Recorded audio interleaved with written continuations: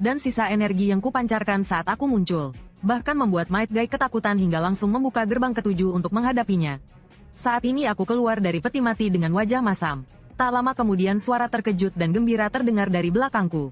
Bukankah ini Ryunosuke? Tak kusangka orang aneh sepertimu juga sudah mati ya. Lama tidak bertemu. Aku menoleh untuk melihat. Orang yang menyapaku adalah Hashirama yang juga dibangkitkan dengan Edo Tensei. Lama tidak bertemu ya, Hashirama. Hashirama memandang sekeliling dengan rasa ingin tahu. Lalu dia melihat adiknya Tobirama.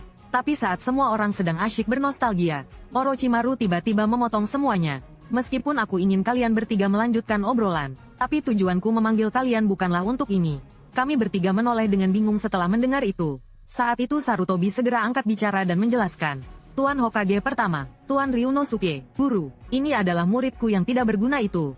Barulah Tobirama menyadari keberadaan muridnya Sarutobi. Monyet, aku bertanya padamu, apakah Konoha sekarang sedang? Tapi sebelum Tobirama selesai berbicara, Orochimaru menusukkan selembar kertas segel ke belakang kepalanya.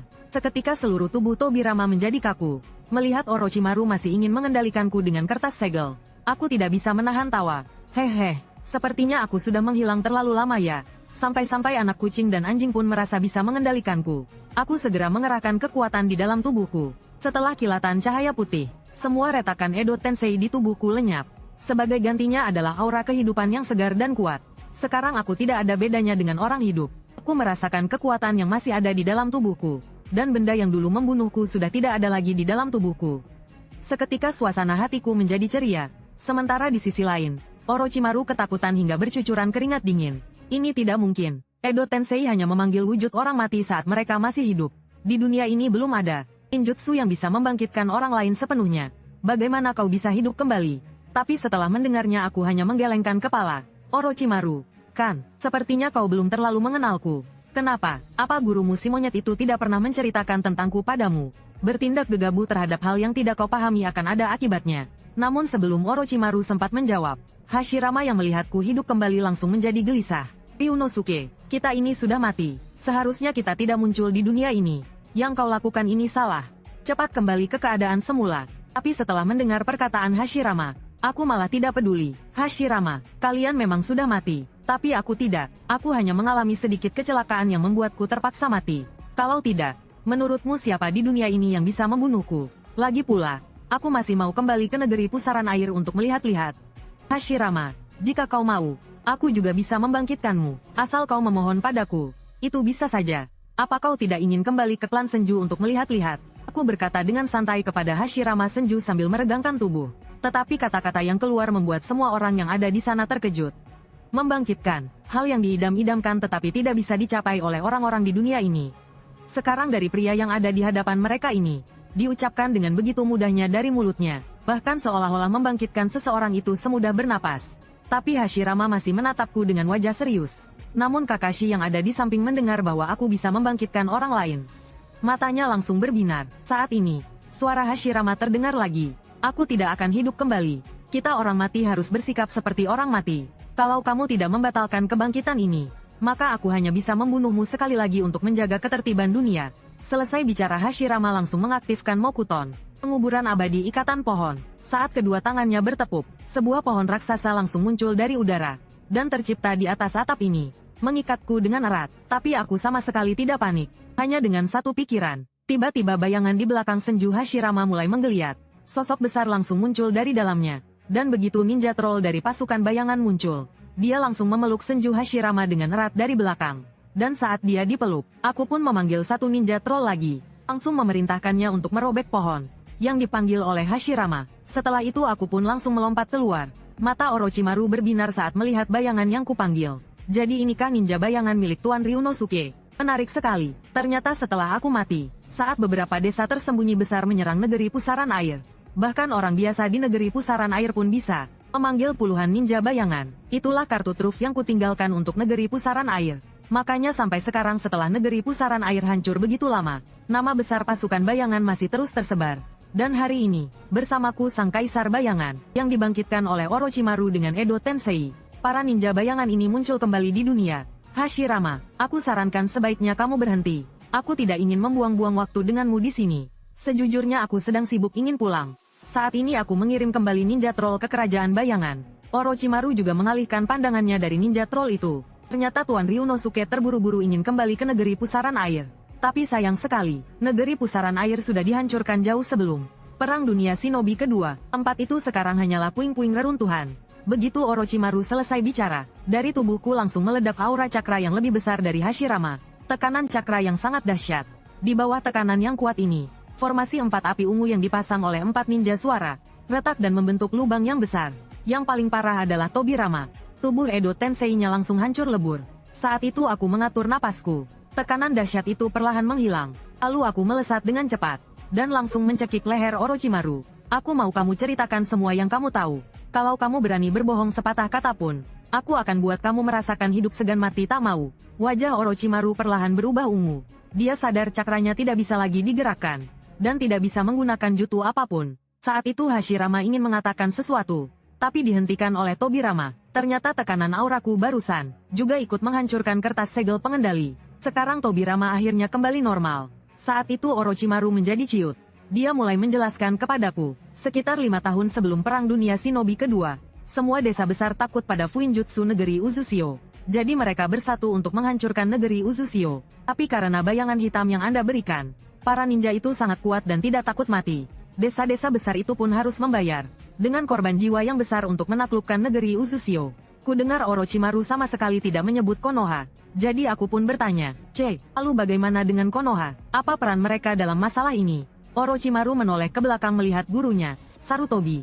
Baru kemudian dia melanjutkan bicaranya. Saat itu Konoha juga takut pada Fuinjutsu negeri Uzushio. Tapi mereka tidak ikut campur secara langsung. Mereka hanya berjanji kepada ninja dari negeri Uzushio yang datang meminta bantuan, bahwa mereka akan membantu secara lisan. Setelah itu Konoha juga mendengar tentang ninja bayangan hitam negeri Uzushio. Jadi mereka bertindak menyelamatkan Uzumaki Kushina, dan mengambil semua gulungan Fuinjutsu dari negeri Uzushio. Setelah mendengar perkataan Orochimaru, aku menatap dingin Sarutobi yang berlutut di samping. Kau sebagai Hokage ketiga, apa ada yang ingin kau sangkal? Dan di mana Uzumaki Kushina? Aku tidak merasakan aura orang dari negara Uzushio di Konoha. Sarutobi belum menjawab. Justru Orochimaru yang lebih dulu angkat bicara.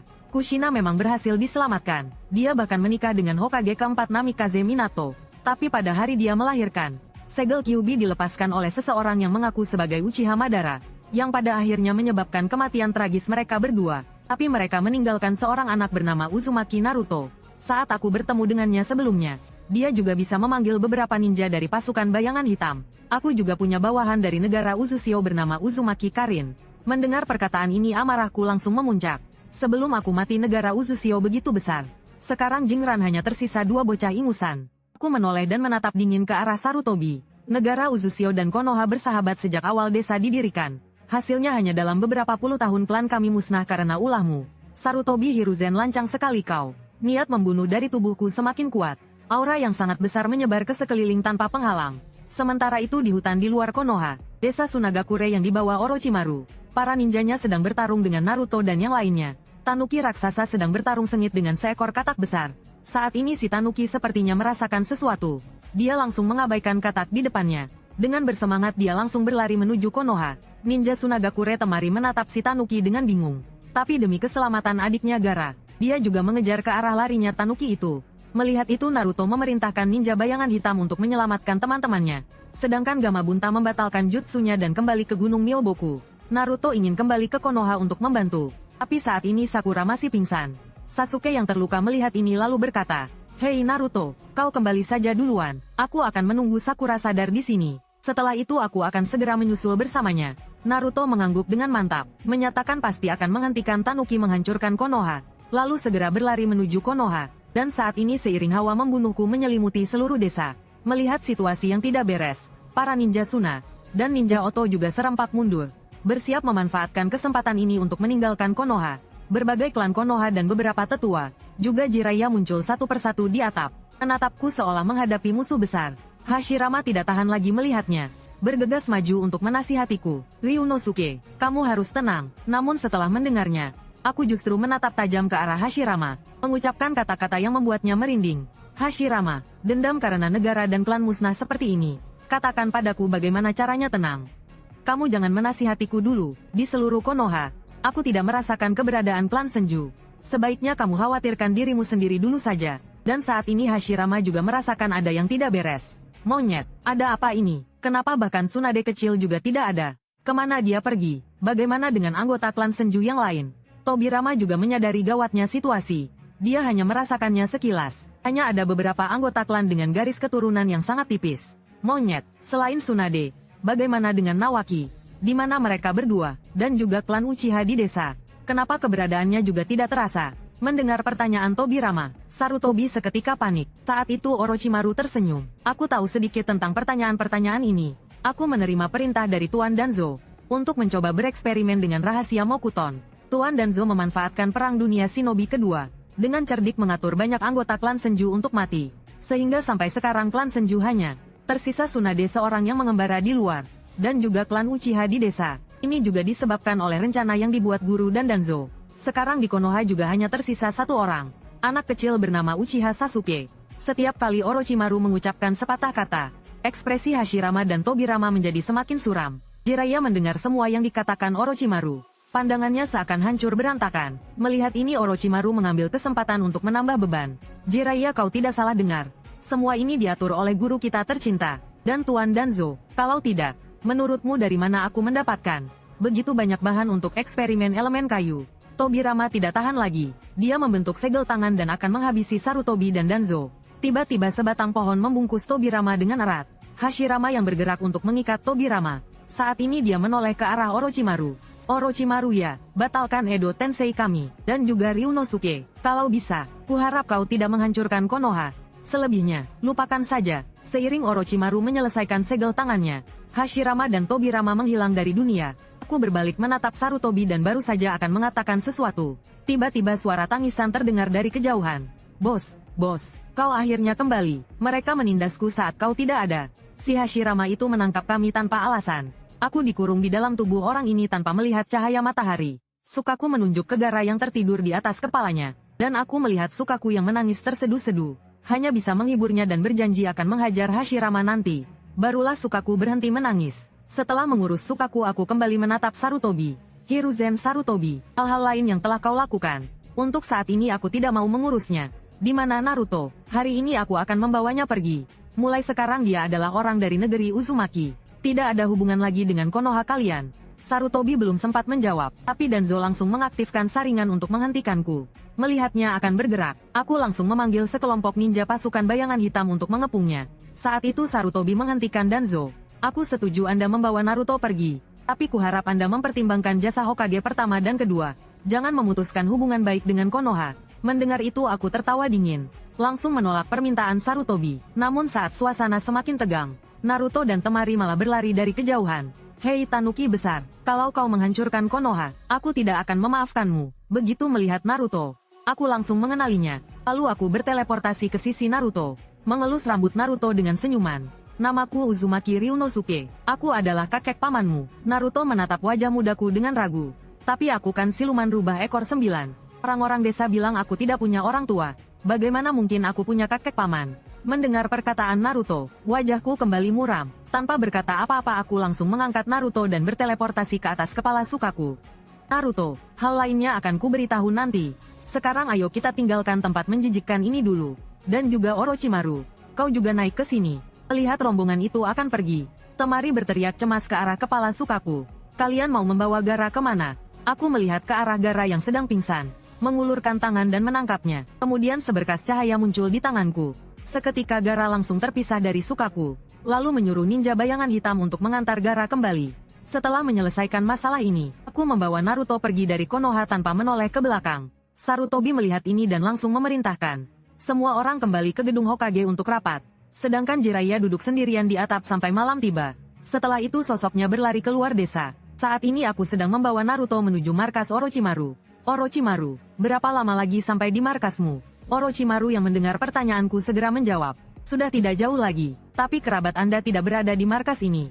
Anda tinggal saja dulu di sini. Aku sudah mengirim orang untuk menjemput kerabat Anda kemari. Dalam beberapa hari Anda dan dia sudah bisa bertemu. Aku mengangguk puas setelah mendengarnya. Benarkah? Merepotkanmu. Sebagai balasan karena secara tidak langsung kau telah membangkitkanku. Dan juga atas kontribusimu yang telah membantuku saat ini. Aku akan membantumu memperbaiki jiwamu yang rusak itu. Aku meletakkan tanganku di bahu Orochimaru. Seiring dengan kilatan cahaya redup yang melintas, Orochimaru tiba-tiba merasa seluruh tubuhnya sangat rileks. Tak kusangka efeknya sebagus ini. Jiwaku yang rusak ini malah menjadi sedikit lebih kuat. Terima kasih banyak, Tuan Ryunosuke. Setelah ini, jika Tuan punya permintaan, katakan saja. Selama aku bisa melakukannya, aku pasti akan membantu Anda. Aku tersenyum tipis. Aku terkejut merasakan kekuatan yang dihasilkan oleh jimat domba barusan. Benar, aku tidak hanya mendapatkan pasukan prajurit bayangan. Semua kemampuan dalam animasi Jackie Chan Adventure telah kuperoleh. Dan kemampuan ini juga bisa kugunakan pada hal lain selain diriku sendiri. Pada saat ini, Jiraiya tiba-tiba menyusul. Tuan Ryunosuke, aku dengar sebelumnya Anda sedang mencari penduduk desa dari negeri pusaran angin yang terpencar. Sebelumnya aku bertemu di desa hujan. 3 anak kecil yang kehilangan orang tua karena perang. Salah satunya berambut merah bernama Nagato. Kurasa dia juga salah satu penduduk desa negeri pusaran angin yang terpencar. Anak itu memiliki mata Rikudo Senin. Jadi aku tinggal di desa hujan untuk mengajari mereka selama beberapa waktu. Dan dia juga bisa memanggil ninja bayangan yang Anda miliki. Aku bisa mengantar Anda untuk mencari mereka. Aku berpikir sejenak lalu mengangguk pada Jiraiya. Kemudian menyerahkan Naruto pada Orochimaru untuk dijaga. Lalu aku mengikuti Jiraiya menuju desa hujan tersembunyi. Jiraiya mengikutiku dari belakang. Sambil berjalan dia menjelaskan kepadaku apa yang terjadi di negara hujan saat itu. Setelah melakukan perjalanan selama beberapa hari, kami akhirnya tiba di desa hujan tersembunyi. Aku langsung memanggil sekelompok pasukan ninja bayangan hitam, menyuruh mereka untuk mencari orang itu dan kembali membawa kabar. Setelah para ninja bayangan menyatu ke dalam kegelapan, aku membawa Jiraiya ke sebuah kedai untuk membeli bakpao, sekaligus mencari informasi. Nenek, apakah nenek pernah bertemu orang dengan warna rambut sepertiku di sini? Nenek itu menatapku dan menggelengkan kepala. Saat itu Jiraiya menanyakan keberadaan Conan. Kalau begitu apa nenek tahu ninja yang menggunakan kertas sebagai ninjutsu? Tapi tak disangka setelah bertanya, orang-orang di sekitar menatap tajam ke arahku dan Jiraiya. Sepertinya mereka siap menyerang jika ada salah kata. Melihat situasi yang tidak baik Jiraiya pun bergegas menjelaskan. Kami pernah diselamatkan oleh seorang ninja wanita yang menggunakan ninjutsu kertas. Kami ingin membalas budinya. Kami sudah mencarinya sejak lama. Setelah mendengar penjelasan itu tatapan mereka kembali ramah. Oh begitu rupanya. Tapi aku juga tidak tahu di mana tepatnya Nyonya Malaikat tinggal. Mendengar itu Jiraiya mengangguk pada nenek itu sebagai tanda terima kasih. Lalu kami pun berbalik dan pergi dari sana. Untungnya tak lama kemudian, pasukan bayangan hitamku memberiku kabar. Katanya mereka sudah menemukan orangnya. Lalu aku membawa Jiraiya pergi dengan cepat melalui dunia bayangan. Setelah tiba di tujuan, Jiraiya baru saja memunculkan kepalanya dari tanah. Terdengar sebuah teriakan marah dari atas kepala Jiraiya. Siapa itu? Jiraiya melihat orang yang datang. Dia buru-buru merangkak keluar dari dalam tanah. Conan, aku Jiraiya, lama tidak bertemu. Melihat jelas orang yang datang Conan pun menjadi sangat penasaran. Guru Jiraiya, kenapa guru bisa ada di sini? Dan keluar dari dalam bayanganku. Tanpa menunggu Jiraiya menjelaskan, aku langsung menanyakan kabar Nagato. Begitu aku selesai bicara, sebuah suara terdengar dari gua di belakang Conan. Conan, aku merasakan cakra yang berbeda. Apa ada orang yang datang? Pain berbicara sambil berjalan keluar dari gua. Saat ini Pain sangat bingung. Rencananya sendiri bahkan belum dimulai. Kenapa orang Konoha sudah datang mencarinya? Jiraiya langsung marah saat melihat mata Pain. Siapa kau? Kenapa kau juga punya Rinnegan? Di mana Nagato? Kemana Nagato pergi? Aku memperhatikan pria ini sejenak. Aku tidak merasakan aura kehidupan dari tubuhmu. Tubuhmu ini sudah mati, kan? Namaku Uzumaki Ryunosuke. Aku adalah kepala klan Uzumaki. Nagato, keluar dan temui aku. Namun, Nagato yang mengendalikan tubuh Yahiko tidak keluar. Sebaliknya, dia malah mengerahkan jurus tarikan surgawi